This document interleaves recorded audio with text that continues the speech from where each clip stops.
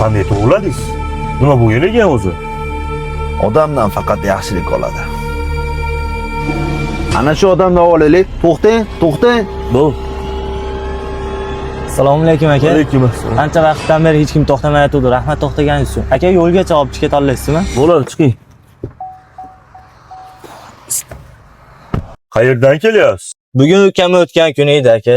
O'shani ziyoratiga ketyapman. Go'yo oldimda turgandek. Aka, mana shu bola edi. Nima bo'ldi aka?